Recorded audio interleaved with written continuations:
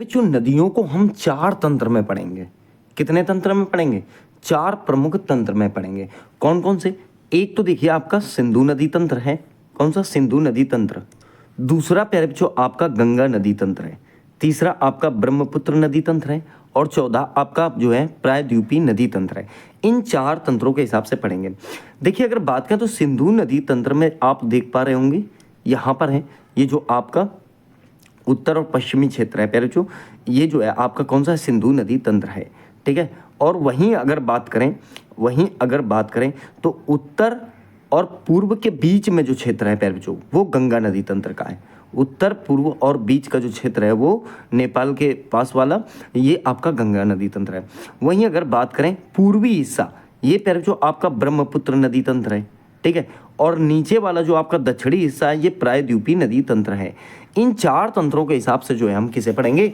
तो सभी नदियां जो है स्टडी कर लेंगे। ये दिमाग में रखना, मेन चीज तंत्र है, उसी हिसाब से आप अपनी नदियों को कवर करेंगे। ठीक है। यहाँ पर मैप को बढ़िया तरीके से देख सकते हो आप।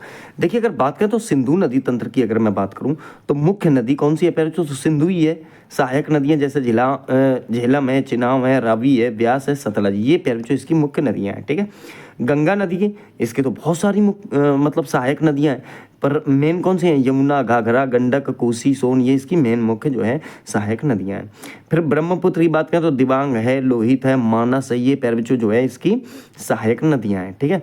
फिर अगर बात करें तो प्रायद्वीपीय नदी तंत्र में गोदावरी है, कृष्णा है, कावेरी है, नर्मदा है, ताप्ती है प्यारे बच्चों, यहाँ पर आप देख सकते हो मैप में भी। एक बात ध्यान और रखें आपको कि जो भारत का पश्चिमी क्षेत्र है, जैसे इस साइड में देख रहे हो यहाँ पर प्यारे बच्चों आपका अरब सागर है, और जो आपका पूर्व के नीचे है, ठीक है, वो कौन सा है प्यारे बच्चों? वो बंगाल की खाड़ी है। ठीक है। वो कौन सी खाड़ी है? तो बंगाल की खाड़ी है। हिंद महासागर बिल्कुल नीचे पड़ जाता है। ठीक है। मैंने दोबारा यहाँ रिवाइज कराना है। देखिए उत्तर पश्चिम भारत की बात करें तो ये सिंधु नदी तंत्र है। ठीक है।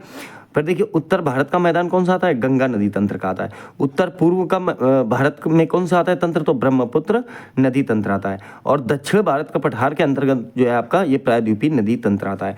तो मैं आशा करता हूँ कि यहाँ पर आपने सिर्फ जो है भारत की नदियों को स्टडी करने के लिए बैकग्राउंड को समझा होगा। ठीक है। अब एक एक करके पहले जो हम जो है चारों तंत्रों को समझते हैं। मैं मानता हूँ कि अगर आप इस क्लास को देखते हो तो शानदार तरीके से पहले जो हम इसका रिवाइज कर सकते हैं। ठीक है। पहला पॉइंट आपके पास क्या है? ज्वरनदमुख। देखिए आप यहाँ पर देख पा रहे होंगे ज्वरनदमुख एक्चुअली सागर तट पर स्थित एक आधा बंद खारे जल का समूह होता है जिसमें एक या एक से अधिक नदियां और झरने बहकर उसमें क्या होते हैं पर विलय हो जाते हैं। ठीक है।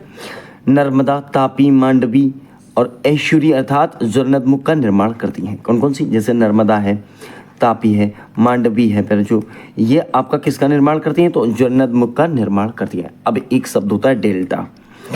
देखिए नदी जहां महासागर से मिलती है उस जगह नदी द्वारा बहाकर लाई गई मिट्टी के कारण नदी की धारा कई धाराओं में जो है फ्रैक्शन में हो जाती है, बट जाती है। ठीक है। उस त्रिभुजाकार क्षेत्र को जो है डेल्टा का कहा जाता है। ठीक है। डेल्टा प्रायः उपजाऊ मिट्टी का निर्माण करते हैं, जैसे गंगा है, ब्रह्मपुत्र है, महानदी है, गोदावरी है, कृष्णा है, ये नदियां पहले जो डेल्टा का निर्माण करती हैं। क्वेश्चन पूछ लेता है कि कौन सी नदी डेल्टा का निर्माण नहीं करती है, कौन सी नदी डेल्टा का निर्माण करती है। तो ये पॉइंट आपके लिए बहुत इंपॉर्टेंट रहेंगे। गंगा, ब्रह्मपुत्र, महानदी, गोदावरी, कृष्णा, ऐसी नदियां पहले जो डेल्टा का निर्माण जो है करती हैं। ठीक है। अब देखिए बात करते हैं अपवाह तंत्र के बारे में। तो अपवाह तंत्र शब्द ही क्षेत्र के नदी तंत्र की व्यवस्था करता है। किसकी व्यवस्था करता है पहले जो? नदी तंत्र की व्यवस्था करता है, जिसमें अलग अलग दिशाओं से छोटी छोटी धाराएं आकर एक मुख्य धारा मतलब मुख्य नदी का जो है निर्माण करती हैं। तो ये अपवाह तंत्र कहता है। पहले जो अपवाह तंत्र को हमने जो है दो पार्ट में डिवाइड कर दिया, एक तो हिमालय अपवाह तंत्र और एक जो है प्रायद्वीपीय अपवाह तंत्र। ठीक है। तो देखेंगे पहला पॉइंट आपके पास है सिंधु नदी तंत्र। कौन सा है? सिंधु नदी तंत्र। ठीक है। सिंधु नदी 3 देशों से होकर बहती है, जैसे कि आप यहाँ पर देख पा रहे हो, चीन हो गया, एक पैर जो आपका भारत हो गया और एक आपका पाकिस्तान हो गया। तो ये 3 देशों से होकर बहती है। ठीक है। चीन, भारत और पाकिस्तान। चीन के तिब्बत स्थित मानसरोवर झील के निकट से इसका उद्गम होता है। ठीक है। यहाँ पर देख रहे हो, यहाँ से इसका पैर जो उद्गम होता है और ये आगे बहती हुई पैर जो भारत में एंटर करती है। भारत में कहाँ से कहाँ एंटर करती है ये समझिए। तो ये नदी भारत के लद्दाख की दमचोक के पास से भारत में प्रवेश करती है। कहाँ? लद्दाख के दमचोक से पैर जो भारत में प्रवेश करती है और आगे बहती हुई नदी गिलगित से होते हुए दर्दिस्तान के पास पाकिस्तान में जो है पैरचू प्रवेश कर जाती है, ठीक है। और कराची के पूर्व से होते हुए ये पैरचू फिर आपकी अरब सागर में आके गिर जाती है, ठीक है। कहाँ गिर जाती है? अरब सागर में आके गिर जाती है। ये पैरचू बात करेंगे सिंधु नदी तंत्र की नदियों के बारे में। इसमें जो इसकी 5 नदियाँ बहुत इंपॉर्टेंट है, कौन कौन सी जो इसकी सहायक है? एक झेलम है, एक चिनाव है, एक रावी है, एक ब्यास है, एक सतलज है, ठीक है। यहाँ देखिए चिनाव, झेलम, रावी, सतलज, ब्यास हम आगे पढ़ेंगे। तो ये 4 नदियां हमने यहाँ पर स्टडी की। देखिए यहाँ पर जो पैरचू मैप लिया है उसमें सारी नदियों को हमने विस्तार से डिजाइन किया है, ठीक है। चिनाव की बात करें पैरचू सबसे पहले, तो ये सिंधु नदी की सबसे बड़ी सहायक नदी। क्वेश्चन पूछता है सिंधु की सबसे बड़ी सहायक नदी कौन सी है, तो आप कहेंगे चिनाव, ठीक है। इसका उद्गम जो है हिमाचल प्रदेश के बारालाचा दर्रे से होता है। किसका? चिनाव का। पैरचू देखो चिनाव यहाँ से आ रही है, ठीक है। यहाँ पैरचू ये राज्य जो है आपका, ये जो दिख रहा है आपका, ये हिमाचल प्रदेश है, ठीक है। और यहीं से लगभग इसकी 80% रिवर्स का जो है उद्गम होता है, ठीक है। तो याद रखना हिमाचल प्रदेश में इस नदी का निर्माण 2 नदियों के रूप में होता है, एक चंद्र और दूसरा पैरचू भागा। तो हिमाचल प्रदेश में जो है चिनाव को जो है 2 पार्ट में डिवाइड कर रखा गया है। कौन कौन से में? एक तो चंद्र और दूसरा भागा से होता है, इसलिए वहां पर इसे ना जो चंद्रभागा के नाम से जाना जाता है। बाद में जब ये पैरचू आके इसमें मिल जाती है, तो इसका नाम चिनाव हो जाता है, ठीक है। फिर देखिए बात करेंगे झेलम नदी। झेलम नदी का उद्गम कश्मीर घाटी के वेरीनाग के निकट से होता है। पैरचू झेलम जो है पैरचू आपकी ये वाली नदी है, ठीक है। झेलम ये वाली है, ठीक है। तो यहाँ पर देखना, और मैंने क्या बताया कश्मीर, तो ये पैरचू आपका जम्मू कश्मीर पड़ता है ऊपर, ठीक है। तो कश्मीर घाटी के वेरीनाग के निकट से होता है। ये नदी 170 किलोमीटर भारत पाकिस्तान सीमा का निर्माण करती हुई पाकिस्तान के झंग के निकट जो है चिनाव में जाकर मिल जाती है। पर पैरचू ये जो झेलम है ना, ये आपके चिनाव में मिलती है। किस में मिलती है? चिनाव में। ये नदी पैरचू आपकी चिनाव है, और देखो ये यहाँ पर मिल रही है, ठीक है। फिर रावी की बात करते हैं, तो ये नदी हिमाचल प्रदेश के रोहतांग दर्रे से निकलकर कश्मीर तथा पंजाब से होते हुए पाकिस्तान के झंग के निकट जो है चिनाव में मिलती है। जो रावी है पैरचू ये कहाँ मिलती है? रावी कहाँ मिलती है पैरचू? ये भी आपके चिनाव में ही मिलती है, ठीक है। फिर सतलज, ये नदी तिब्बत के राक्षस ताल से निकलती है और सिंधु नदी के समांतर बहती हुई हिमाचल प्रदेश में जो है एंट्री मार लेती है, और आगे पंजाब होते हुए पाकिस्तान के बहावलपुर में चिनाव नदी में जाकर मिल जाती है। चिनाव में मिलने से पहले इससे व्यास नदी आकर पैरचू मिलती है। चिनाव में मिलने से पहले से कौन सी नदी मिल जाती है? तो व्यास नदी आपकी मिल जाती है, ठीक है।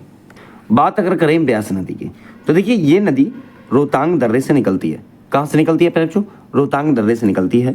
ब्यास नदी हिमाचल प्रदेश से के कुल्लू घाटी में बहते हुए पंजाब के हरिकेन में जो है सतलज नदी में मिल जाती है। तो ये ध्यान देना पैरचू कि जो ब्यास नदी है ये रोहतांग दर्रे से निकलती है पैरचू, आप ध्यान देना बढ़िया तरीके से, ठीक है। यहाँ पर मैप में गौर कीजिएगा। और व्यास नदी हिमाचल प्रदेश के कुल्लू घाटी में बहते हुए पंजाब के हरिकेन में सतलज नदी में मिल जाती है। हरिकेन क्षेत्र में जो हमने व्यास और सतलज नदी के संगम की बात की, वहीं से देश की सबसे लंबी नहर जो है इंदिरा गांधी नहर निकलती है।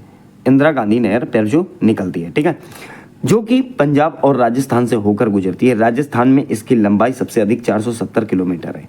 पाकिस्तान के बहावलपुर में जब सतलज नदी चिनाव नदी से मिलती है तब इसे जो है पंचनद नदी का निर्माण होता है। किसका होता है? पंचनद नदी का निर्माण होता है, क्योंकि इन नदियों का संगम होता है वहाँ पर। अर्थात सिंधु नदी में मिलने से पहले 45 किलोमीटर तक ये 5 की 5 नदियाँ बहुत तेज से जो है आगे की ओर प्रवाहित होती हैं। अब एक बात ध्यान में रखना, सिंधु जल समझौता, पानी के वितरण के लिए 1960 ईस्वी में भारत और पाकिस्तान के मध्य एक संधि हुई। इस समझौते के अनुसार 3 पूर्वी नदियाँ व्यास, रावी और सतलज का नियंत्रण जो है भारत को दिया जाता है, और 3 पश्चिमी नदियाँ सिंधु, चिनाव और झेलम का नियंत्रण जो है पाकिस्तान को दे दिया जाता है।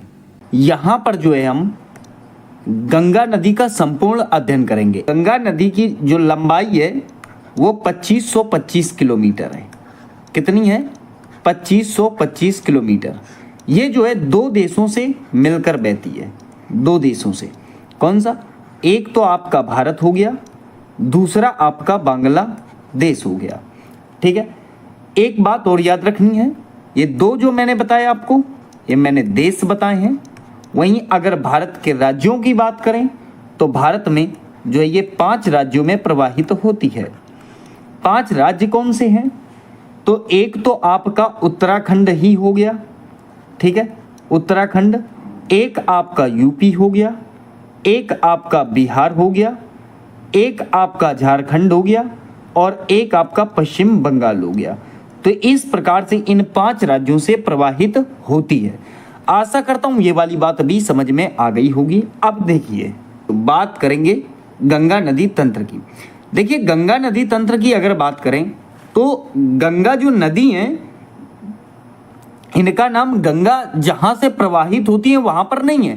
कहने का मतलब ये जो गोमुख आप देख पा रहे हो, यहां पर इनका जो प्रवाह है वो गंगोत्री ग्लेशियर से होता है।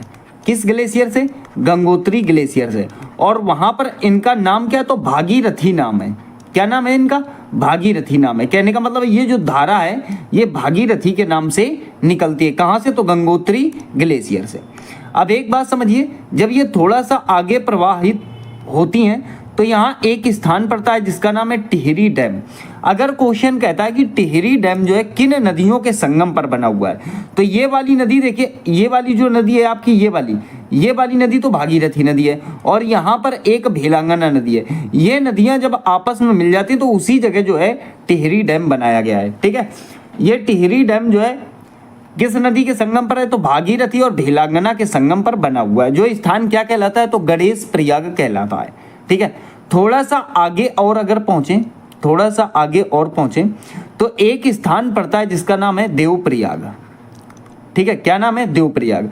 तो अलकनंदा नदी जब आपकी भागीरथी नदी में मिलती है तो वो स्थान कहलाता है देवप्रयाग। फिर आप इधर से ऊपर को थोड़ा चले जाइए, जैसे कि ये यहाँ पर लाइन आप देख पा रहे हो, ये लाइन जब ऊपर जाती है तो यहाँ पर एक हिमानी है जिसका नाम है सतोपंत हिमानी। ठीक है, और ये सतोपंत हिमानी जिस स्थान पर है, भारत के उत्तराखंड राज्य में गढ़वाल हिमालय में स्थित है। ये कहाँ स्थित है? तो गढ़वाल हिमालय में स्थित है।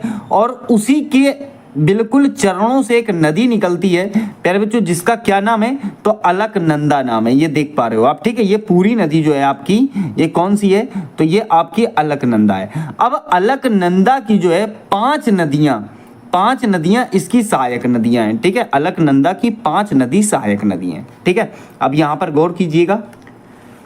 देखिए एक छोटी सी नदी है, इसको भी समझ लेते हैं, सरस्वती नदी। ये जिस स्थान पर मिलती है, ये वाला स्थान प्यारे बच्चों, ये आपका केशव प्रयाग कहलाता है। क्या कहलाता है? केशव प्रयाग कहलाता है। ठीक है, थोड़ा सा आगे और बढ़े तो आपको मिलेगी धौली गंगा। ये जिस स्थान पर पड़ती है या मिलती है उसे हम विष्णु प्रयाग कहते हैं। ठीक है, ये सरस्वती नदी का उतना नाम नहीं है, तो बहुत सारी किताबें इसकी पुष्टि नहीं करती। ठीक है, तो धौली गंगा जहां पर अलकनंदा में मिलती है वो स्थान विष्णु प्रयाग कहलाता है। फिर थोड़ा सा आप अगर आगे चलेंगे तो आपको एक नदी मिलेगी नंदाकिनी। नंदाकिनी अलकनंदा में जहां मिलती है वो स्थान नंद प्रयाग कहलाता है। फिर देखिए आगे थोड़ा चलेंगे तो पिंडार नदी मिलेगी। पिंडार नदी जिस स्थान पर मिलती है वो स्थान कर्णप्रयाग कहलाता है। ठीक है, फिर इस साइड से देखिए गंगोत्री और सतोपंत हिमानी के बीचों बीच यहां पर स्थित है आपका केदारनाथ। क्या स्थित है? केदारनाथ। तो एक बात याद रखना, केदारनाथ से एक नदी प्रवाहित होती है जिसका नाम है मंदाकिनी। प्यारे बच्चों, ये नंदाकिनी थी, ये मंदाकिनी है। और मंदाकिनी जिस स्थान पर अलकनंदा पर मिलती है वो स्थान कहलाता है रुद्रप्रयाग। ठीक है, तो एक विष्णु प्रयाग, एक नंद प्रयाग, एक कर्ण प्रयाग, एक रुद्र प्रयाग।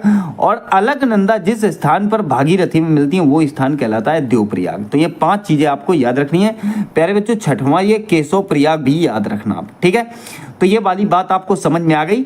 अब देखिए अलकनंदा भागीरथी में जहां मिलती है तो वो स्थान क्या कहलाया? देवप्रयाग। अब थोड़ा सा आगे चलिए, अगर आगे थोड़ा चलें यहां से इधर को तो देखिए एक ह्यूलगौड़ और इधर जो है इस साइड से आके छोटी सी नदी की धारा है वो आके भागीरथी में मिलती है। इधर देखिए भरपूर गौड़ और गूलर गौड़, ये 2 छोटी छोटी धाराएं मिलती हैं, इतना इंपॉर्टेंट नहीं है। आगे आइए, देखिए ये एक स्थान पड़ता है जिसे हम बोलते हैं ब्यास घाट। कौन सा घाट? ब्यास घाट, बहुत इंपॉर्टेंट है। ठीक है, देखिए यहाँ पर एक नदी है नयार नदी, ये यहाँ पर आके मिलती है किसमें? तो भागीरथी नदी में मिलती है। अब इसकी 2 छोटी छोटी धाराएं हैं प्यारे बच्चों जो दूधा पोती से निकलती है, एक तो पूर्वी नयार और एक पश्चिमी नयार। ठीक है, यह सतपुड़ी बागड़ एक स्थान है, वहां पर आकर इसी नयार नदी में मिल जाती है और इसका नाम नयार नदी हो जाता है। तो दूधापोती से 2 धाराएं निकलती हैं, एक पश्चिमी नयार और दूसरी पूर्वी नयार। वो आकर कहाँ मिलती है? तो ब्यास घाट में मिलती हैं। फिर थोड़ा सा आगे चलेंगे, एक स्थान पड़ेगा ऋषिकेश। ऋषिकेश में एक नदी प्रवाहित होती है और वो आकर मिलती है ऋषिकेश में, उसका नाम है चंद्रभागा। तो चंद्रभागा किस स्थान पर जो है भागीरथी में मिलती है, तो ऋषिकेश में आकर आपकी मिल जाती है। फिर आगे थोड़ा चलिएगा तो आपको एक नदी और मिलेगी जिसका नाम है सोंग नदी। ये आकर भागीरथी में मिलती है रायवाला स्थान में, ठीक है। फिर थोड़ा सा आगे चलिए तो यहाँ पर जब पहुंचेंगे तो देखिए एक नदी है जिसका नाम है पीली नदी, रतमाऊ नदी और कोटावाली नदी, वो नदी आकर इस जगह मिलती है, ठीक है। फिर देखिए आगे जब पहुंचेंगे आप तो इसी नदी पर एक स्थान पड़ता है जिसका नाम है हरिद्वार। उसके इधर पैर में जो आपका पड़ जाता है रुड़की। तो ये जो हरिद्वार स्थान है, इस हरिद्वार से ही जो इस नदी का नाम पड़ जाता है वो नाम पड़ जाता है गंगा। क्या नाम पड़ जाता है? गंगा। अभी तक क्या नाम था इसका? तो अभी तक नाम था इसका भागीरथी। तो अब इसका नाम क्या पड़ जाता है? गंगा पड़ जाता है। एक बात और ध्यान देनी है आपको, तो ये इतना तो आपने समझ लिया। एक बात ध्यान देनी है आपको कि यहाँ से इस जगह से आपको एक स्थान दिखेगा, यहाँ पर एक स्थान दिखेगा जिसका नाम है बंदरपूछ। क्या नाम है? बंदरपूछ स्थान का नाम है, ठीक है। तो इस बंदरपूछ में ही एक ग्लेशियर है जिसका नाम है यमुनोत्री ग्लेशियर। क्या नाम है? यमुनोत्री ग्लेशियर नाम है, ठीक है। तो इस यमुनोत्री ग्लेशियर से एक नदी प्रवाहित होती है यहाँ से और ऐसे करके यहाँ आगे चली जाती है। जब ये आगे चली जाती है तो इसकी 3 नदियाँ जो है प्यारे बच्चों आपकी सहायक नदियाँ हैं, ठीक है। वो हम आगे स्टडी करेंगे। आपसे पूछता है कि यमुना नदी कहाँ से निकलती है? कौन सी नदी? यमुना नदी कहाँ से निकलती है? तो आपका सही जवाब हो जाएगा बंदरपूछ से और यमुनोत्री ग्लेशियर से, ठीक है। चलिए देखिए, तो मैंने आपको यहाँ तक बता दिया। कहाँ तक? हरिद्वार तक मैंने आपको प्यारे बच्चों आपका बता दिया था। और हरिद्वार के बाद आगे आप चलेंगे, ठीक है। तो यहाँ नदी का क्या नाम हो जाता है? गंगा नदी नाम हो जाता है। देखिए एक स्थान पड़ता है इस जगह, तो बिजनौर पड़ जाता है आपका। यहाँ देखिए रावली घाट। रावली घाट उस स्थान का नाम है जहाँ पर मालिनी नदी आकर इस गंगा नदी में मिल जाती है। फिर थोड़ा सा आगे चलेंगे हम तो एक जो दूधा पोती पीछे भी मैंने बताया था, दूधा तोली, ठीक है। तो दूधा तोली एक स्थान पड़ता है। तो दूधा तोली से एक नदी निकलती है जिसका नाम है रामगंगा, पश्चिमी स्थान से, ठीक है। तो पश्चिमी रामगंगा जो है आपकी कहाँ मिलती है? तो ये स्थान आपका पड़ता है कन्नौज। कौन सा स्थान पड़ता है आपका? कन्नौज एक स्थान पड़ता है और वहां पर जो है एक नदी आकर मिलती है जिसका नाम है रामगंगा। कहाँ से निकलती है? तो दूधा तोली से। दूधा पोती नहीं, वो तो पीछे था, ठीक है। अब थोड़ा सा आगे और चलें तो एक स्थान मिलेगा प्यारे बच्चों आपका प्रयागराज। क्या मिलेगा? प्रयागराज, जिसे इलाहाबाद कभी बोला जाता था, ठीक है। तो ये जो प्रयागराज आपका स्थान है, यहाँ पर जो मैंने पीछे बताया था यमुना नदी, ये आप देख पा रहे हो, ठीक है ना। यमुना नदी आकर इसमें मिल जाती है, ठीक है। कहाँ पर? तो प्रयागराज में आकर यमुना नदी मिल जाती है। अब एक बात ध्यान रखना, यमुना जब प्रयागराज में मिलती हैं आकर, क्योंकि प्यारे जो सरस्वती अब विलुप्त हो चुकी हैं, ठीक है। तो यमुना है तो इनको मैं बता रहा हूँ। देखिए इससे 3 नदियां बहुत इंपॉर्टेंट है मिलती है। एक छोटी सी धारा है जिसे सिंध रिवर भी बोला जाता है, वो भी मिल जाती है, ये भी आपको ध्यान रखना है। तो पहली नदी जिसका नाम है चंबल, तो चंबल नदी का उद्गम स्थान क्या है? तो प्यारे बच्चों ये मध्य प्रदेश से है। इसका उद्गम कहाँ से है चंबल नदी का? मध्य प्रदेश। स्थान अगर पूछता है तो आप बता देना इंदौर, ठीक है। मध्य प्रदेश से इंदौर से निकलती है और ये कहाँ मिलती है जाके? तो ये आपके इटावा में जो है यमुना नदी में मिल जाती है। दूसरी नदी बेतवा नदी। बेतवा नदी कहाँ से निकलती है? तो प्यारे बच्चों ये भी मध्य प्रदेश से ही निकलती है, बशर्ते ये विंध्याचल पर्वत से निकलती है। कौन से पर्वत से? तो विंध्याचल पर्वत से निकलती है। और हमीरपुर एक स्थान है, हमीरपुर, ठीक है। हमीद नहीं है प्यारे बच्चों, हमीरपुर। तो हमीरपुर स्थान पर ये आके इसमें मिल जाती है। फिर थोड़ा आगे चलिए, केन नदी। केन नदी ये कहाँ से निकलती है? तो ये भी आपकी मध्य प्रदेश से ही निकलती है, बशर्ते कहाँ से? तो आप कहोगे कैमूर की पहाड़ियों से। कहाँ से? तो कैमूर की पहाड़ियों से ये निकलती है और ये जाकर आपकी बांदा में मिल जाती है। किसमें? यमुना नदी में। तो इस प्रकार से आपने इसको समझ लिया। अब हम पहुंच गए कहाँ? तो प्रयागराज में पहुंच गए। फिर प्यारे में जो आगे पहुंचेंगे तो एक फुलहर झील पड़ती है। फुलहर झील जो आपके पीलीभीत यूपी में पड़ती है, ठीक है, पीलीभीत यूपी में पड़ती है। तो ये जो फुलहर झील है, इससे एक नदी निकलती है जो मैदानी नदी है, इसका नाम है प्यारे बच्चों गोमती नदी, ठीक है। गोमती नदी आकर कहाँ मिलती है, तो ये प्यारे बच्चों आपके कैथी एक स्थान पड़ता है जो गाजीपुर में पड़ता है, वहां पर आकर जो है गंगा नदी में मिल जाती है।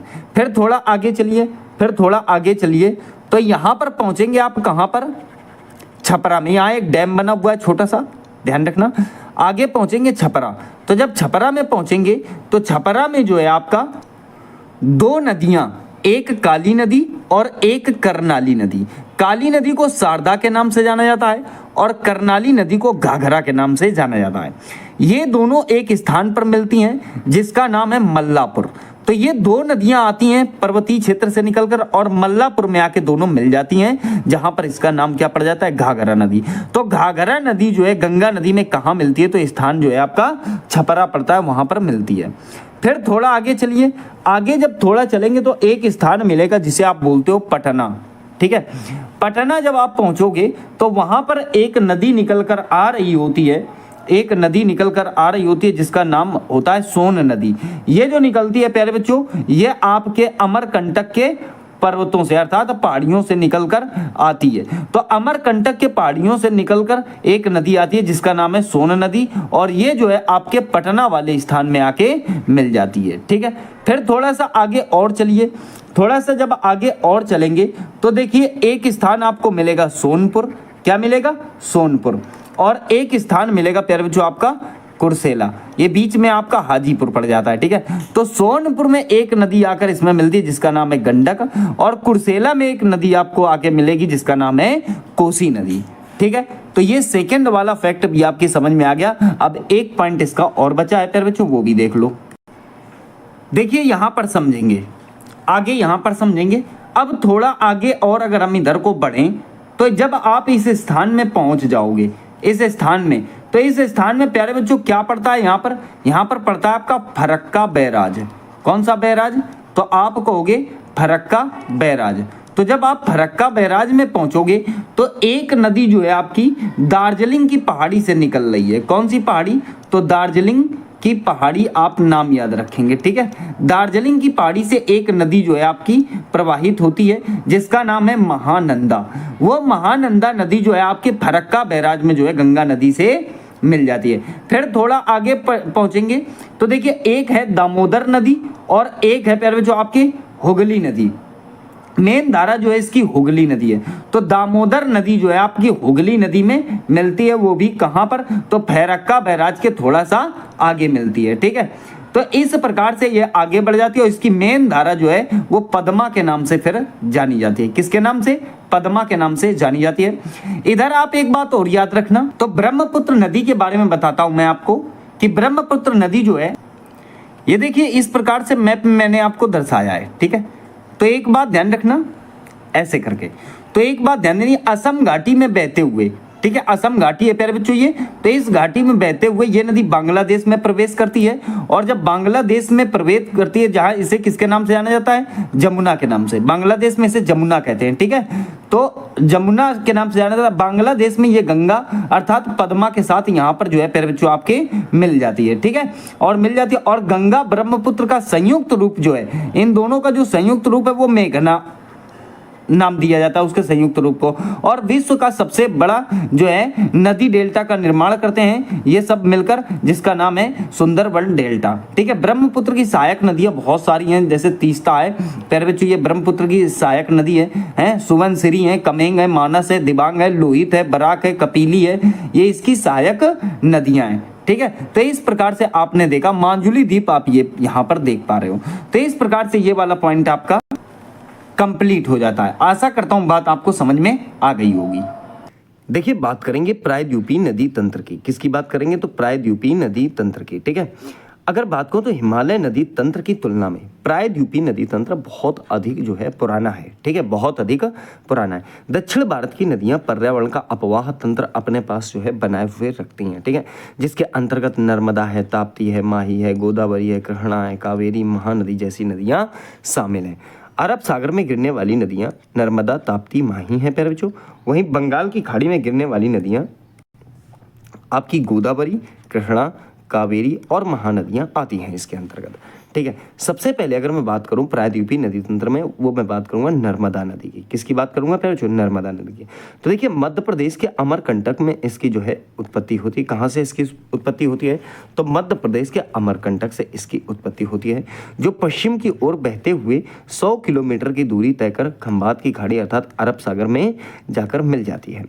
नर्मदा नदी उत्तर में विंध्याचल पर्वत और दक्षिण में सतपुड़ा पर्वत के बीच भ्रंश घाटी, ठीक है, भ्रंश घाटी से होते हुए बहती है। ये नदी मध्य प्रदेश की सबसे बड़ी नदी है। ये नदी जो है प्यारे मध्य प्रदेश की सबसे बड़ी नदी है। देखिए यहाँ पर अगर आप मैप में देखो प्यारे, तो देखिए सतपुड़ा पर्वत आपका ये है और विंध्याचल पर्वत प्यारे आपका ये है।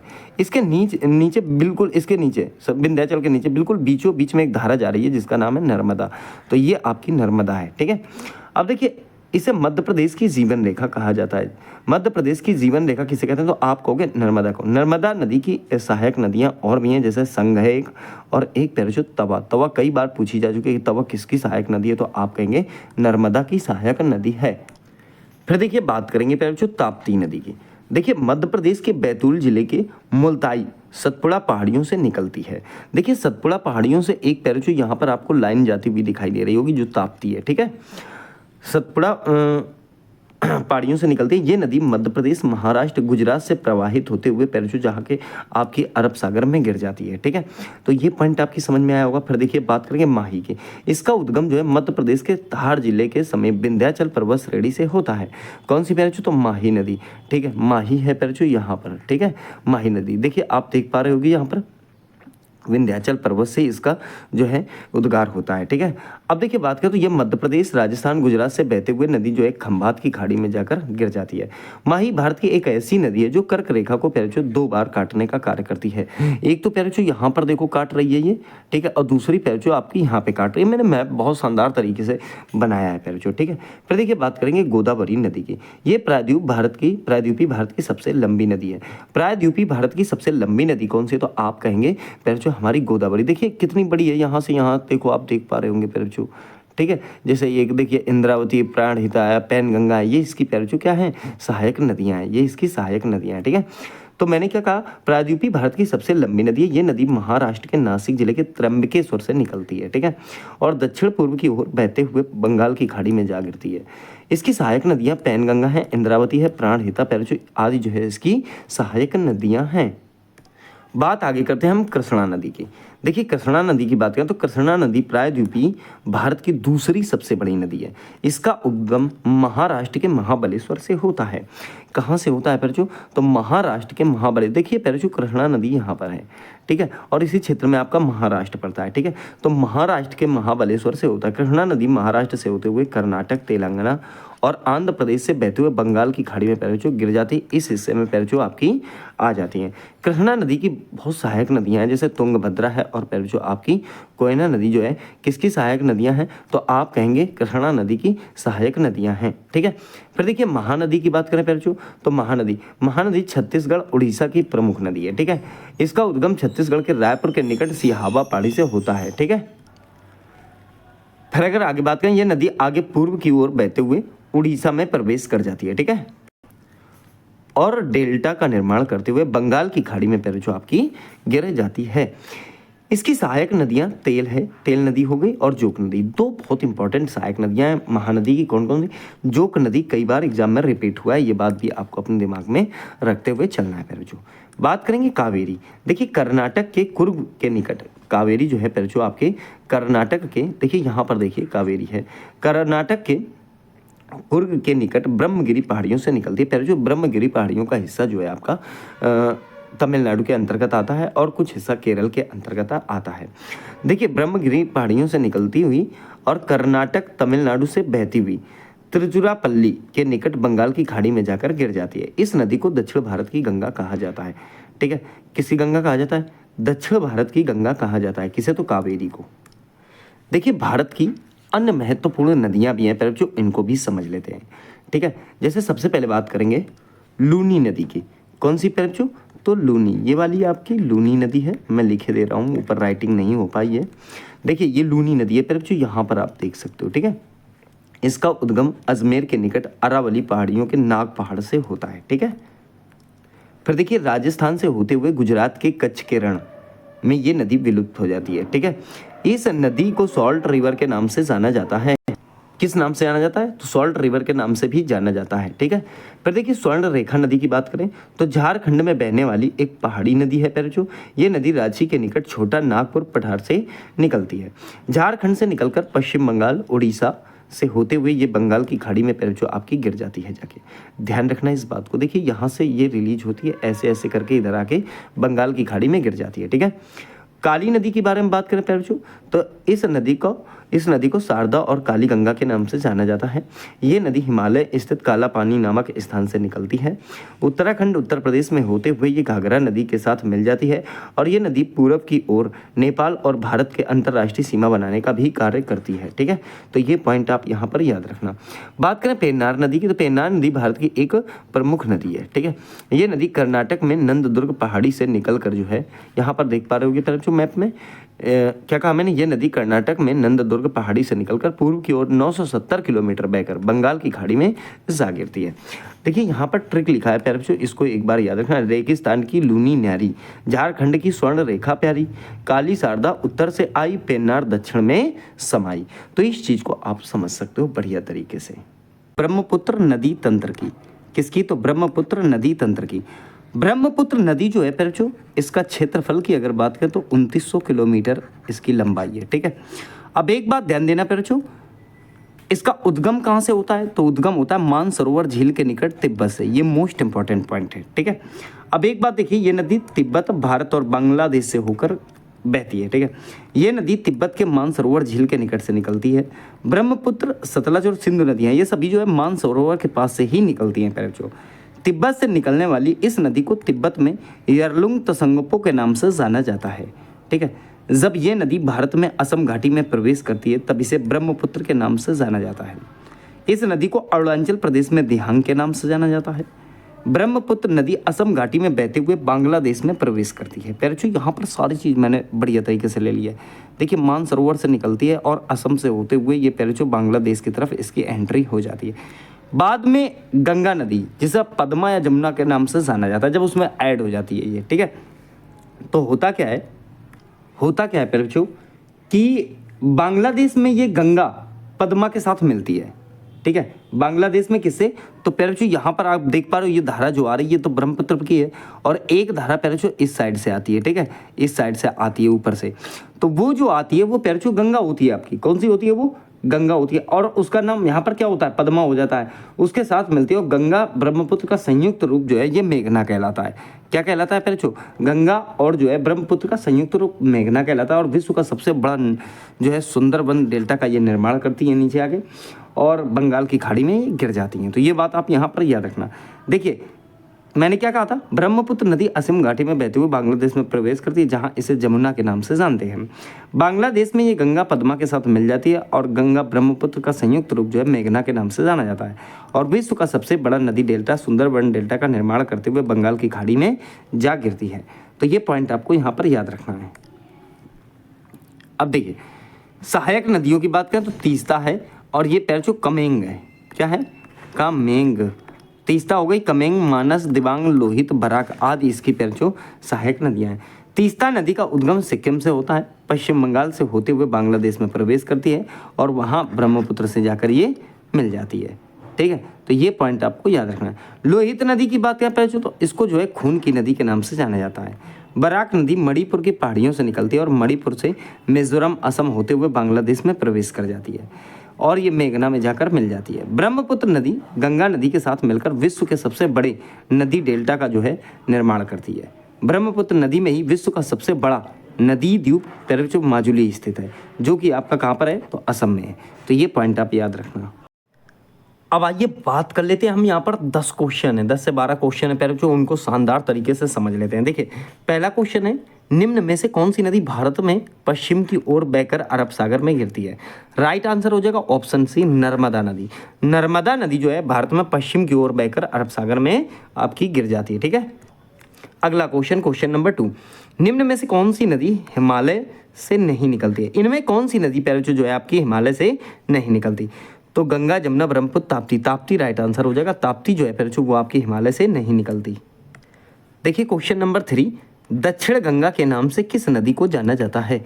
दक्षिण गंगा के नाम से किस नदी को जाना जाता है? राइट आंसर ऑप्शन बी हो जाएगा, गोदावरी को जो है दक्षिण की गंगा के नाम से जाना जाता है। क्वेश्चन नंबर 4 की बात करते हैं। क्वेश्चन नंबर 4, निम्न युग्मों में से कौन सा सही सुमेलित नहीं है? देखिए गंगा का उद्गम भागीरथी, पहले जो गंगा का उद्गम भागीरथी से थोड़ी है, गंगा का ऑलरेडी नाम भागीरथी है, ठीक है। इसका उद्गम तो गंगोत्री ग्लेशियर से है। कहाँ से? गंगोत्री ग्लेशियर के गोमुख से, ठीक है। तो राइट आंसर तो हमारा ऑप्शन ए हो जाएगा। क्या हो जाएगा? ऑप्शन ए ही सही हो जाएगा, ठीक है। देखिए क्वेश्चन नंबर 5, निम्न में से कौन सी नदी गंगा की सहायक नदी नहीं है? इनमें से कौन सी है जो प्यारे जो गंगा की सहायक नहीं है? तो राइट आंसर ऑप्शन डी हो जाएगा, पेरियार जो है वो गंगा की सहायक नदी नहीं है। भारत का सबसे बड़ा नदी डेल्टा किस नदी तंत्र द्वारा निर्मित है?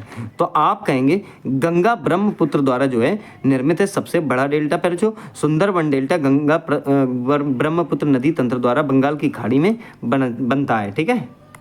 देखिए क्वेश्चन नंबर 7, इसमें पहले जो कथन है और कारण है इसको समझिए। देखिए कथन ए, देखिए कोसी नदी को बिहार का शोक कहा जाता है। रीजन क्या है? ये नदी बार बार अपना मार्ग बदलती है। देखिए क्या दोनों कथन ठीक हैं? क्या दोनों कथन ठीक है? और जो ऑप्शन देखिए ए और आर दोनों सही है तथा आर ए की सही व्याख्या करता है, ठीक है। ए और आर दोनों सही हैं और जो है कि ये सही व्याख्या करता है। तो पहले जो देखिए ये वाला ठीक है, इसमें आगे पढ़ने की जरूरत नहीं है, क्योंकि कोसी को जो है बिहार की शोक कहा जाता है और ये बार बार अपना मार्ग बदलती है। तो ये दोनों बातें ठीक हैं, ठीक है। निम्न में से कौन सी नदी रिफ्ट वैली से होकर बहती है? इसका राइट आंसर हो जाएगा नर्मदा। प्यारे बच्चों नर्मदा नदी एक रिफ्ट घाटी से होकर बहती है, ठीक है। देखिए यदि निम्न नदियों को उनकी लंबाई के अनुसार अवरोही क्रम में व्यवस्थित किया जाए तो सही क्रम क्या होगा? तो ध्यान रखना प्यारे बच्चों, पहले नंबर पर तो गंगा ही रहेगा। तो या तो ऑप्शन आपका ए ठीक हो जाएगा या तो सी ठीक हो जाएगा। और गंगा के बाद प्यारे बच्चों आपका गोदावरी आएगा। गंगा के बाद क्या आएगा? गोदावरी आएगा। तो ऑप्शन आपका पहला ही ठीक हो जाएगा। देखिए गंगा की यहाँ पर देखिए Ganga 2525 kilometre, Godavari 1465 kilometre, Krishna 1400 kilometre, Kaveri 800 kilometre. तो गंगा, गोदावरी, कृष्णा, कावेरी राइट आंसर हो जाएगा और वही क्रम में, ठीक है। 10वां क्वेश्चन, निम्न में से किस नदी पर भारत का सबसे प्रसिद्ध फरक्का बैराज जो है स्थित है? भारत का सबसे प्रसिद्ध फरक्का बैराज स्थित है। राइट आंसर हो जाएगा गंगा। ऑप्शन आपका बी ठीक हो जाएगा। गंगा पहले जो ऑप्शन बी ठीक हो जाएगा। फरक्का बैराज गंगा नदी पश्चिम बंगाल पर बना हुआ है, ठीक है। देखिए क्वेश्चन आपका है बच्चों 11, निम्न में से कौन सी नदी जो है बंगाल की खाड़ी में नहीं गिरती है? बंगाल की खाड़ी में इनमें से कौन सी नदी नहीं गिरती है? तो पहले जो आपको ऑप्शन सी ताप्ती। ताप्ती नदी पहले बच्चों या आपके अरब सागर में गिरती है, ठीक है। फिर देखिए क्वेश्चन 12, गंगा नदी का उद्गम किस हिमनद से माना जाता है? गंगा नदी का उद्गम जो है बच्चों गंगोत्री से माना जाता है। ये बात पीछे भी मैं आपको बता चुका हूँ, ठीक है।